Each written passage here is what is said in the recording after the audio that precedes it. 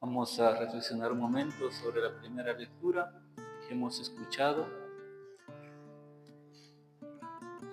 Estamos en el libro de los Hechos de los Apóstoles, el libro que algunos biblistas han llamado pues, el Evangelio del Espíritu, porque el principal protagonista aquí que nos describe San Lucas es el Espíritu Santo en este libro, donde se habla pues de la misión de la iglesia, la misión de la iglesia primitiva, comenzando por los apóstoles en Jerusalén. Luego nos decían ayer lo decía, a raíz de la muerte de Esteban también, como los cristianos salen de Jerusalén y empiezan a evangelizar los pueblos paganos con Felipe, y así se va extendiendo el evangelio. Y hoy aparece pues, la tercera gran figura, que es San Pablo.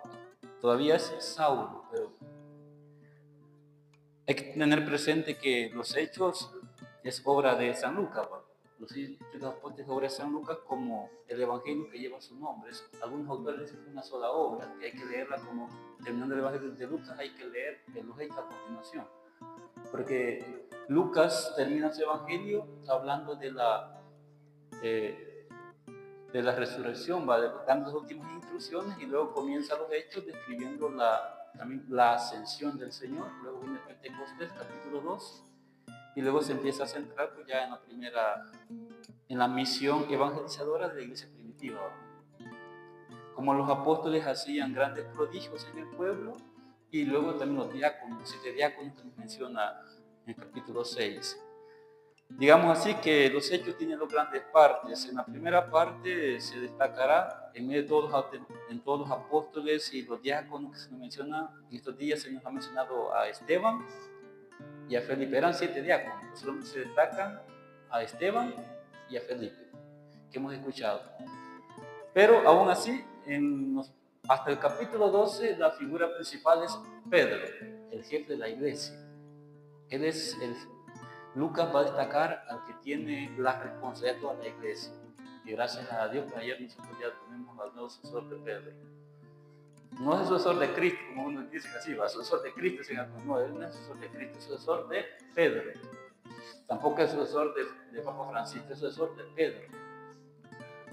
A veces los términos hay que saber usar, a veces el sucesor de Cristo, como que va a ocupar el lugar de Cristo.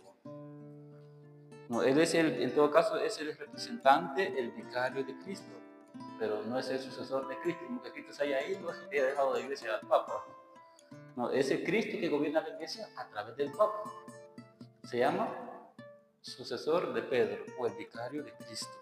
Entonces, pues he dicho, hasta el capítulo 16 nos habla de Pedro, luego del capítulo 13 hasta el capítulo 28, con que Lucas cierra el libro de los Apóstoles, destaca la gran figura que hoy comienza a hablar, que es San Pablo. Por eso San Pablo, recordemos que Lucas pues, es discípulo de Pablo. Ya, Lucas es discípulo de Pablo, y voy a tocar unos temas aquí que Lucas pues, lo destaca en los Hechos, lo destaca en el Evangelio, al igual que Pablo, porque Lucas es discípulo de San Pablo, uno de sus discípulos más, de sus colaboradores más fieles que tenía el apóstol, era Lucas, junto con Timoteo, a quien Pablo llama hijo querido. También había otro que Apolo, a quien se le atribuye la carta de los Hebreos, eran los colaboradores más inmediatos de Lucas. También está Silas, es otro colaborador de Pablo en la misión, pero aquí vamos a destacar la figura de Saulo. Todavía se le llama Saulo. ¿Por qué? Porque ¿cuál fue el momento determinante de Saulo que lo va a convertir en el apóstol San Pablo? ¿Cuál es ese acontecimiento trascendental que lo va a convertir en el apóstol de los gentiles, en el maestro de los gentiles? ¿Cuál es? Es lo que nos describe aquí. Capítulo 9 de los Hechos de los Apóstoles de San Lucas. Y luego este acontecimiento del encuentro de Saulo con Cristo, él lo va a volver a repetir como 3 veces. Usted lo va a encontrar este mismo relato 2 veces en el Hechos de los Apóstoles. Fue tan trascendental. Y San Pablo lo va a decir también en una de sus cartas también, cómo fue este encuentro. Aquí Lucas nos lo describe según su su versión.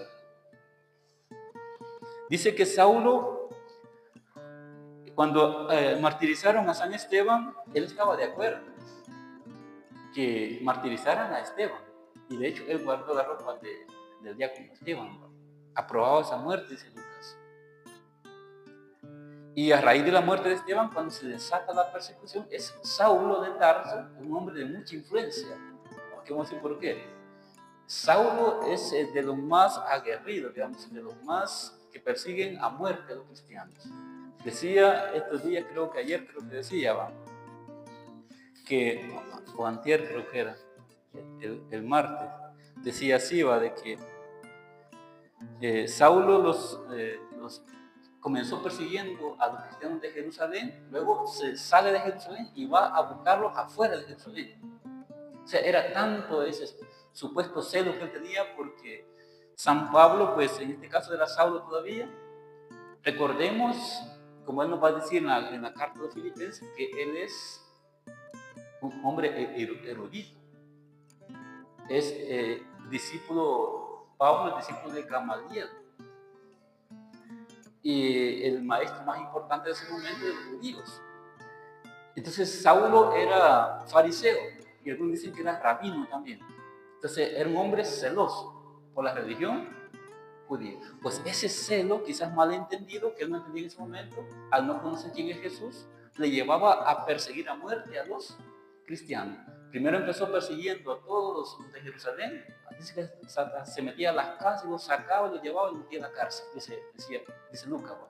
Luego, ahora, con permisos especiales, sale de Jerusalén y se va a los pueblos afuera, porque ya los cristianos se han ido expandiendo a raíz de la muerte de Esteban. O sea que Saulo tenía una gran influencia, de tal modo que los sumos sacerdotes le han confiado esto, que se encargue de andar trayendo eso, que meta a la cárcel a estos malcriados, justamente, que según Saulo eran herejes, porque andan predicando un Mesías que no les entra a la cabeza a los judíos, que ellos han rechazado, digamos así.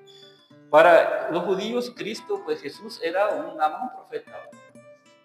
Y por eso Saulo estaba convencido como judío auténtico, un hombre irreprochable, como dirá, según la ley, los andaba persiguiendo a muerte porque los consideraban unos herejes, predicando a otro Dios. Andaban confundiendo a la comunidad judía, digamos así. Con ese pensamiento, Pablo anda persiguiendo. Pero en el fondo, Pablo no conoce todavía a Dios. Aunque es un maestro, aunque es un rabino, en realidad Pablo no conoce a Dios. Es lo que pasa muchas veces. Tal vez tantos teólogos, por ejemplo, que están bien supuestamente instruidos en la ciencia sagrada, pero había que preguntarle, ¿usted conoce a Dios? Una cosa es que yo estudie y maneje mucha teoría en la ciencia sagrada. Otra cosa es que yo conozca a Dios de verdad. Saulo era rabino, formado en la escuela de Gamaliel, y con ese celo, supuestamente él conocía a Dios y andaba persiguiendo a los cristianos porque los consideraban unos herejes, los del camino, les llamaban. Entonces, pues, aquí vamos a ver que se les revela quién es Dios de verdad a Pablo. Aquí conoce a Dios Pablo, y por eso este acontecimiento es trascendental para Pablo. El encuentro personal con Cristo, a ese que andaba persiguiendo. Pues iba con estos permisos especiales para Damasco, dice aquí. Iba para allá.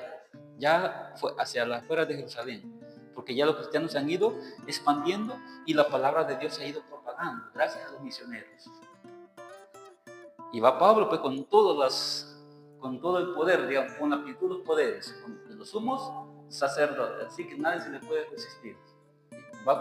Se siente poderoso Pablo. Pero resulta que se encuentra con el Rey de Reyes, donde su poder no es nada. Entonces ahí se enfrenta con el Rey de Reyes, y este dato yo lo voy a tener en este punto, porque es muy importante, donde Pablo va a fundamentar toda su teología.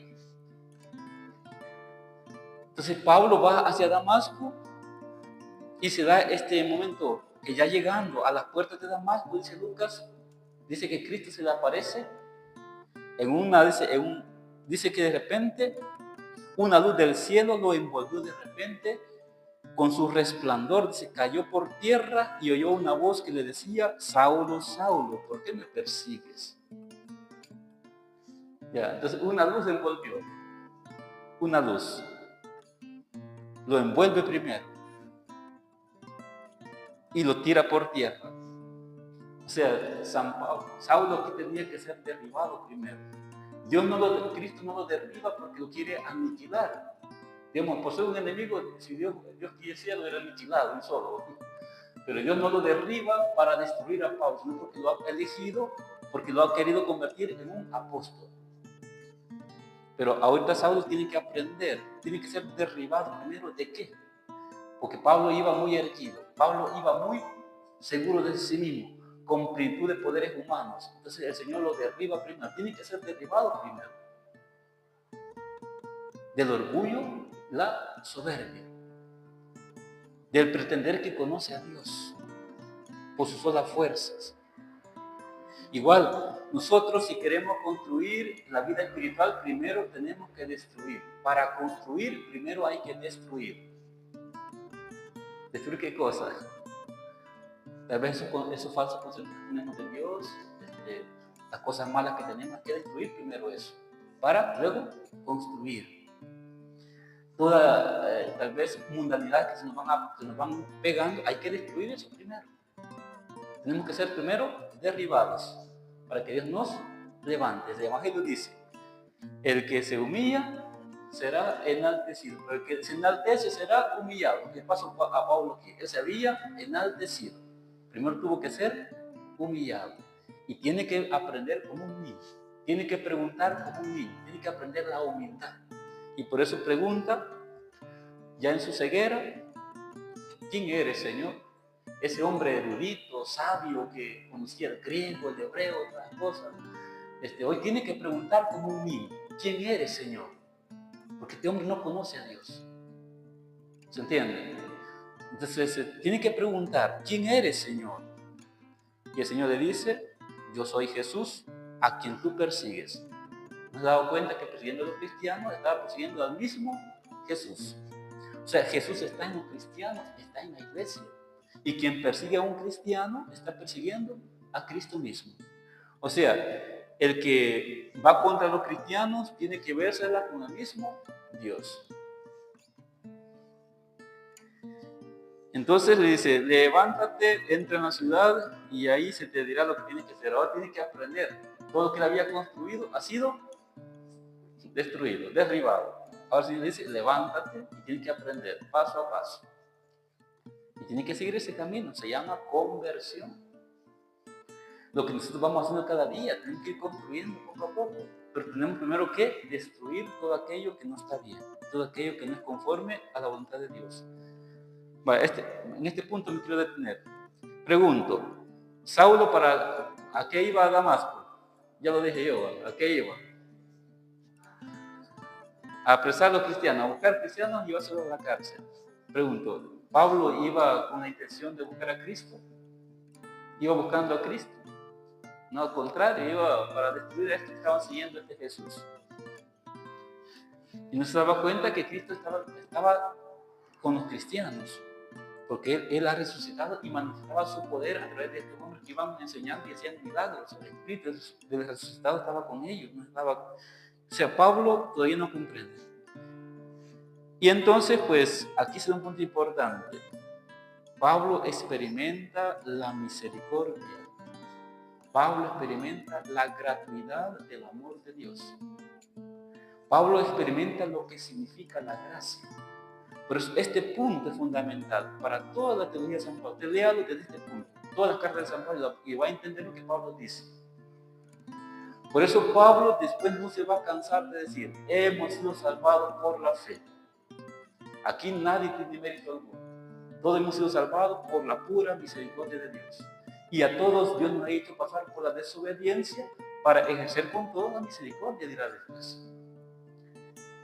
Dice: donde abundó el pecado, sobreabundó la gracia. Dice: hemos sido salvados por la gracia, dirá Pablo después. No se cansará de decir eso. Esa es como la tesis fundamental de Pablo. Hemos sido salvados por la gracia. No nos podemos presentar a Dios seguros de nuestra bondad, porque ante Dios solamente Él es bueno.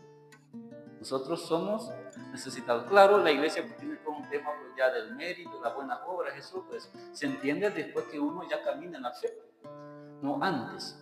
Pablo dice, hemos sido salvados por la fe, por la gracia. ¿Por qué? Porque Pablo, él mismo está, en lo que enseña, está hablando de su experiencia constantemente.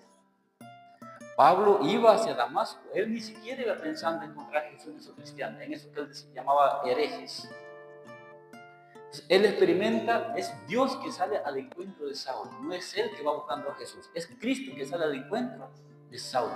Él experimenta esa gracia, la gratuidad, el amor de Dios, su misericordia infinita. Y por eso él dirá, hemos sido salvados por la gracia. Y siempre repetirá eso, y tendrá que enfrentarse a los judíos que estaban seguros de su ley, de sus buenas obras.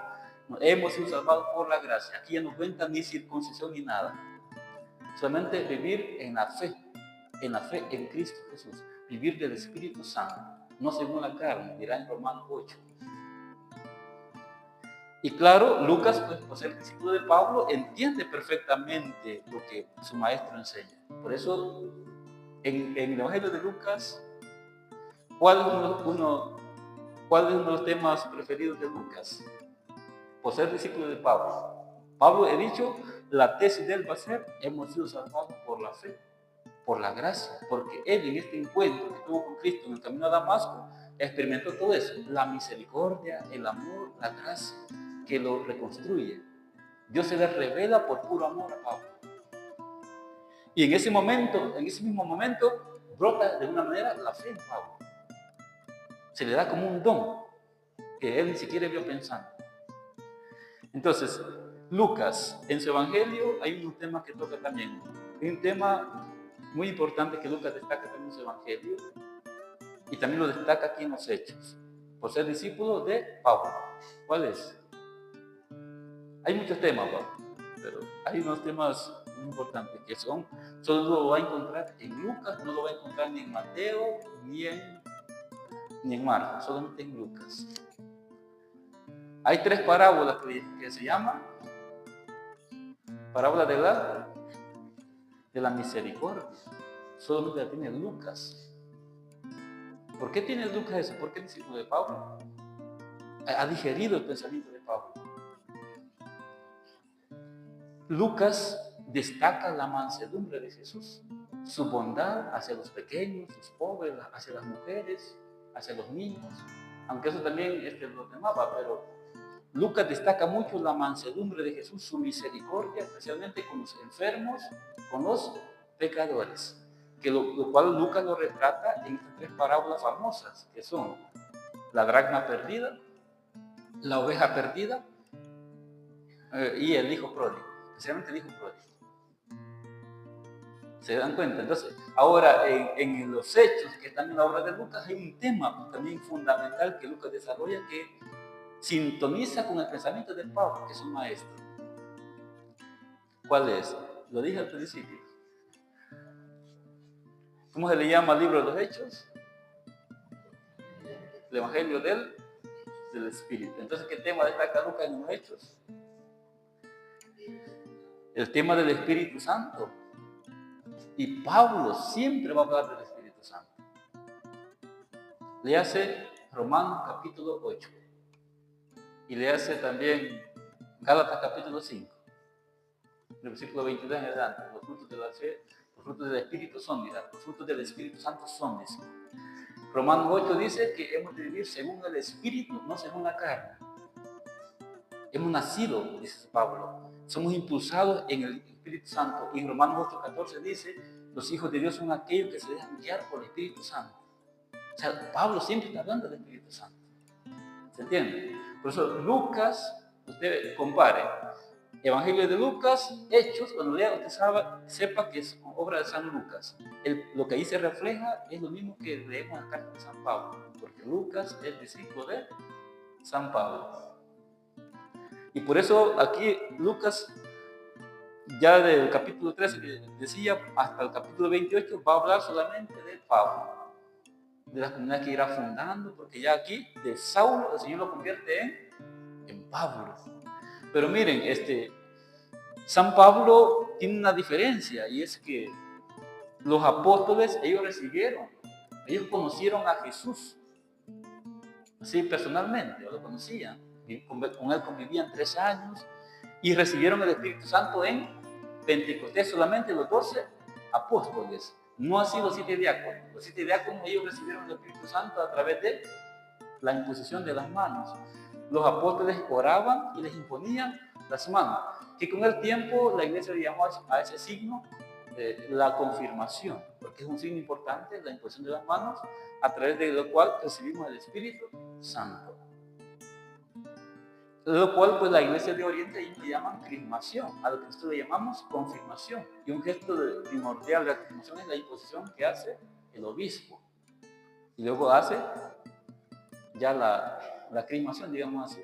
Le dice, por esta señal, fulano de tal, por esta señal recibe el don del Espíritu Santo. Y hace con Santo Cristo, que simboliza el Espíritu Santo. Pues eso hicieron los apóstoles con 7 diáconos.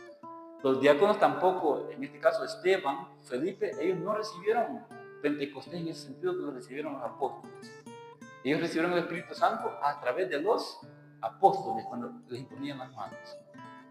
Igual nosotros, cuando nos ordenan sacerdotes, recibimos el Espíritu Santo a través de la imposición de manos del obispo en la ordenación. ¿Se entiende? Vale, en el caso de Pablo fue diferente. ¿Quién fue el elemento que Jesús eligió para que recibiera el Espíritu Santo? Ananías. Primero le tuvo que decir, mira, no tengas miedo, ya convertí a este malcriado. No entiendo, Dios, no tengas miedo, acércate a él y orar y imponer las manos para que reciba el Espíritu Santo. Se acercó y el Señor le tuvo que explicar que ya había hecho una experiencia de encuentro con él. Llegó Ananías, le impone las manos y le dice estas palabras. Saulo, hermano, ya le llama hermano, porque ya el Señor se le ha revelado a Ananías. Saulo, hermano, el Señor Jesús, que se te apareció en el camino, me envía para que recobres la vista. Primero le da la vista. El don, eso se llama la fe. Pablo recibe la fe como un don. Por eso él va a destacar ese tema siempre. Recobra la vista y queda lleno del Espíritu Santo. Luego inmediatamente lo bautiza. Entonces, bautismo y confirmación siempre van juntos. Nosotros en el bautismo y la confirmación recibimos el Espíritu Santo, al igual que Pablo. Nosotros no recibimos Pentecostés como los apóstoles, que vino el fuego sobre nosotros, el Espíritu como forma de fuego, no. Lo recibimos a través de la imposición de las manos, como fue en el caso de Pablo. Pero en el caso de Pablo también se dio una cosa muy singular. En Pablo, en ese momento, en el encuentro con Cristo, se dio todo. Allí conoció íntimamente a Cristo. Él conoció a Cristo resucitado. Pablo no conoció a Jesús en una carne, lo conoció ya resucitado. Por eso dice Lucas que fue envuelto en una luz. Esa luz es Cristo resucitado. Cristo lo envuelve y se les revela íntimamente. Por eso dice Pablo, después dirá Pablo, esto no lo aprendí de la carne, de la después, lo recibí por revelación, dirá después Pablo. Porque en el encuentro a Damasco, ahí fue iluminado. Y tanta luz recibió que quedó ciego. Cuando Ananías lo bautiza, él todo lo ve claro. Y empieza a predicar en las sinagogas que Jesús es el Señor. Pero Pablo, pues, es consciente, que no es que Dios solo se va a poner ya a predicar como un gran misionero. Él después nos cuenta, después que empezó a predicar ahí en Damasco, se tuvo que ir a Arabia para que los cristianos que todavía sospechaban de él se convencieran de que su conversión era auténtica. Se fue para Arabia y tuvo 3 años de retiro.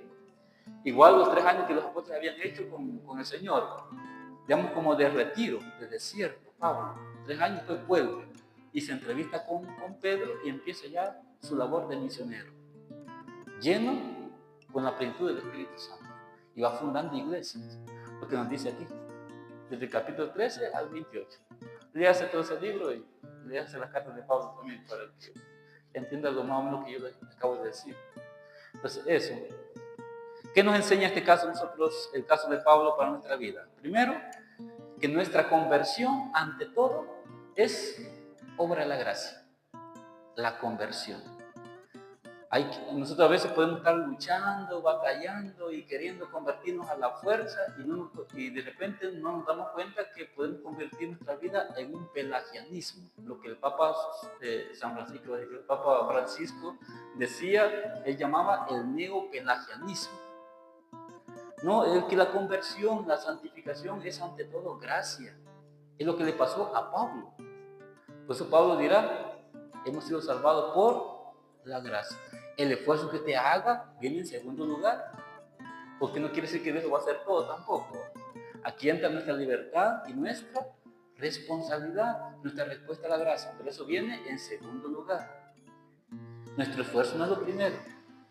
Lo primero es implorar el auxilio, invocar al Espíritu Santo, ese Espíritu Santo del que San Pablo fue lleno. Y de ahí San Pablo es transformado. Entonces, la conversión es, en síntesis, primero, obra de la gracia. En segundo lugar, viene todo nuestro esfuerzo, nuestra lucha espiritual para ir desarraigando todo aquello que no es conforme a la voluntad de Dios. Pero esta conversión tiene un inicio. El inicio, una conversión auténtica, requiere siempre un encuentro íntimo, personal y profundo con Cristo. Sin ese encuentro, jamás hay conversión. ¿Se entiende? Porque Pablo tuvo que encontrarse con Cristo. Yo pregunto, ¿cómo está nuestra conversión? ¿Cómo está nuestra santificación? ¿Vamos avanzando o estamos un poco estancados? ¿O vamos retrocediendo? ¿O quizás no nos hemos convertido del todo? Preguntémonos si realmente hemos tenido un encuentro profundo en el Espíritu Santo con Cristo. Entonces, eso nos lo describe Lucas en la parábola del hijo pródigo también.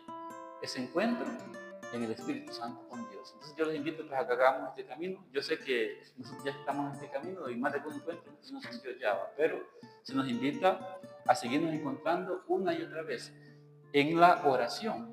Esto requiere oración, porque yo me voy a encontrar con Dios en la oración.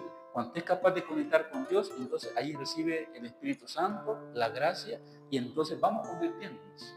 Dios nos va dando esa fuerza para irnos transformando a su imagen y semejanza. Entonces, que el Señor nos ayude y que nos convierta plenamente en apóstoles y misioneros como hizo con San Pablo.